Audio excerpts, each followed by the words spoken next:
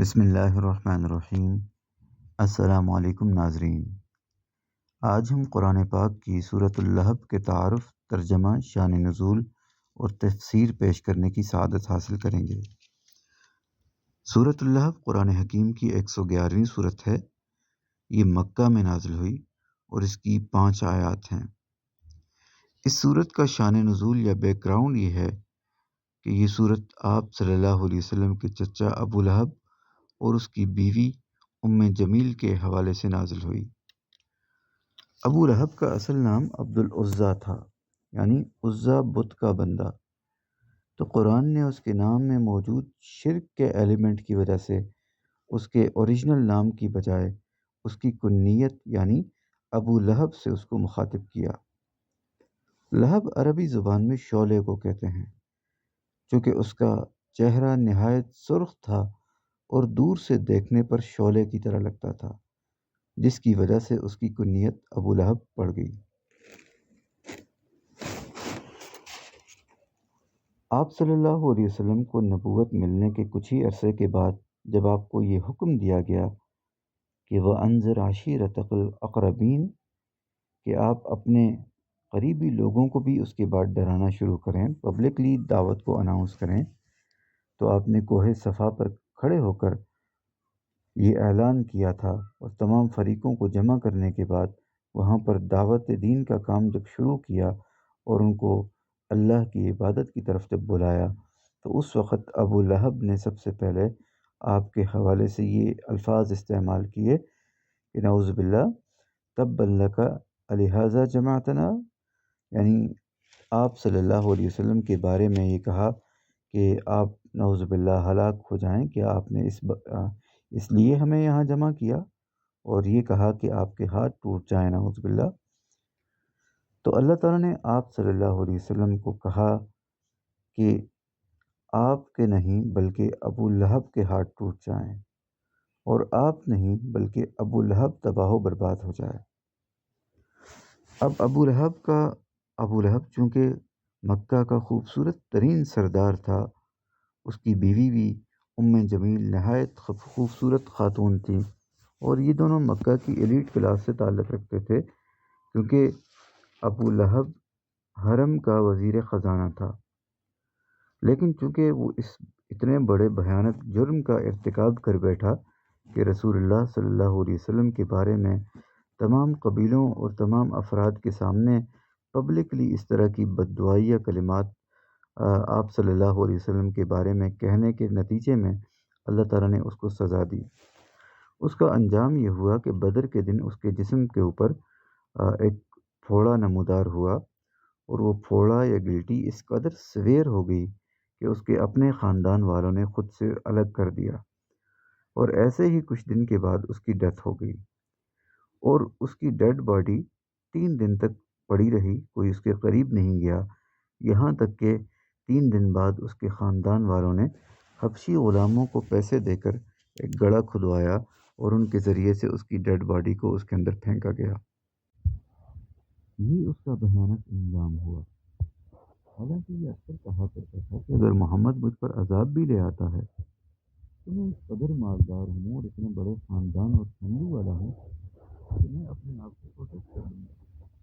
تو اللہ تعالیٰ نے اسی صورت کی دوسری آیت کے اندر یہ بتایا کہ ابو لہب کو اس کا مال، اس کا خاندان، اس کی کمائی کچھ نہیں کام دے گا، اور یہ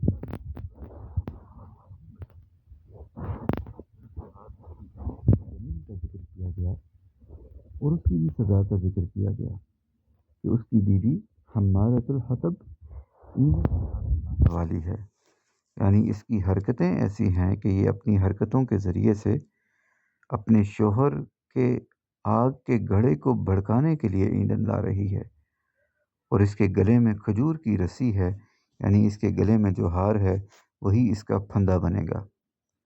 اب سورۃ المسد کی ٹرانسلیشن کرتے ہیں۔ بسم اللہ الرحمن الرحیم۔ تبت یدا ابی لہب وتب، ابو لہب کے دونوں ہاتھ ٹوٹ گئے اور وہ خود بھی تباہ ہو گیا۔ ما اغنی عنہ مالہ وما کسب، اس کا مال اور اس کی کمائی کام نہ آ سکی۔ سیصلی نارا ذات لہب، ان قریب اس کو شعلوں والی آگ میں داخل کیا جائے گا۔ وامرأتہ حمالۃ الحطب، اور اس کی بیوی جو ایندھن اٹھانے والی ہے۔ فی جیدہا حبل من مسد، اس کی بسم اللہ الرحمن الرحیم۔ السلام علیکم ناظرین، آج ہم قرآن حکیم کی سورۃ الاخلاص کا تعارف، ترجمہ، شان نزول اور تفسیر پیش کرنے کی سعادت حاصل کریں گے۔ سورۃ الاخلاص قرآن حکیم کی 112ویں سورت ہے۔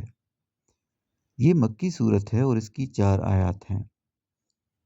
سورۃ الاخلاص کا شان نزول یا بیک گراؤنڈ یہ ہے کہ قریش نے رسول اللہ صلی اللہ علیہ وسلم سے آ کر خدا کے شجرہ نسب کے بارے میں سوال کیا اور پوچھا کہ آپ بتائیں کہ آپ جس خدا کے بارے میں بار بار بتاتے ہیں اس خدا کا شجرہ نسب کیا ہے؟ اس کی وجہ یہ تھی کہ اہل عرب جب کسی اجنبی شخص سے ملتے تھے تو اس کے انٹروڈکشن کے حوالے سے کہتے تھے کہ ہمیں اس کا نسب بتاؤ، یعنی یہ کس کا بیٹا ہے، کس خاندان و قبیلے سے تعلق رکھتا ہے۔ تو انہوں نے آ کر یہ کہا رسول اللہ سے کہ انسب لنا ربنا، کہ ہمیں اپنے پروردگار کے سامنے کے بارے میں اس کا شجرہ نسب ہمیں بتاؤ، جس کے جواب میں یہ صورت نازل ہوئی۔ اسی طرح یہودیوں کے حوالے سے بھی ایک روایت میں آتا ہے کہ ان کا ایک وفد رسول اللہ کے پاس آیا اور انہوں نے آ کر یہ کہا کہ آپ ہمیں اپنے رب کے بارے میں ڈیٹیل سے بتائیں کہ وہ کس میٹیریل کا بنا ہوا ہے، یعنی وہ سونے کا بنا ہے، وہ تانبے یا لوہے کا بنا ہوا ہے، وہ کس چیز کا بنا ہوا ہے، اور وہ کیا کھاتا ہے، وہ کیا پیتا ہے، اور یہ بھی بتائیں کہ یہ دنیا اس کو کس سے وراثت میں ملی ہے، اور یہ بھی کہ اس کے بعد اس دنیا کا وارث کون ہوگا۔ تو اللہ تعالیٰ نے ان تمام سوالوں کے جواب میں یہ صورت نازل کی اور اپنا بریف سا انٹروڈکشن اس صورت کے ذریعے سے دیا اور ان لوگوں کے تمام سوالات کے جواب دیے۔ سورت کا آغاز اس آیت سے کیا گیا کہ اللہ ایک ہے، یکتا ہے، وہ تنہا ہے، اس کا کوئی پارٹنر نہیں ہے، اس کا کوئی شریک نہیں ہے، اس کا کوئی حصے دار نہیں ہے۔ پھر کہا گیا کہ وہ صمد ہے۔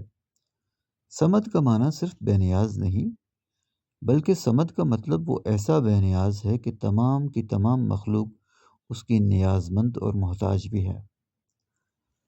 پھر اللہ تعالیٰ نے اپنی ذات سے جڑی اولاد کی افواہوں کی بھی نفی کی، جیسا کہ یہود حضرت عزیر علیہ السلام کو اور عیسائی حضرت عیسیٰ علیہ السلام کو خدا کا بیٹا سمجھتے تھے، اور مشرکین مکہ فرشتوں کو خدا کی بیٹیاں کہتے تھے۔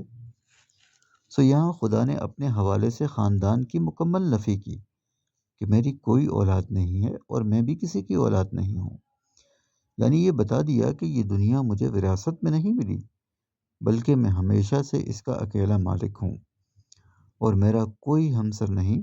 یعنی دنیا میں ہم کسی چیز کو سمجھنے کے لیے کوئی اگزامپل سے سمجھنے کی کوشش کرتے ہیں تاکہ اس کے ساتھ کمپیئر کر کے سمجھا جائے، تو اللہ تعالیٰ نے اپنے بارے میں بتایا کہ میری کوئی مثال نہیں ہے، یعنی آپ کسی اگزامپل کے ذریعے سے مجھے سمجھ نہیں سکتے، اور بلکہ کفوً میں کاف ایکسٹرا لگا کر یہ بتایا گیا کہ ایسا نہیں کہ میری کوئی مثال نہیں، بلکہ میری مثال کی بھی کوئی مثال نہیں۔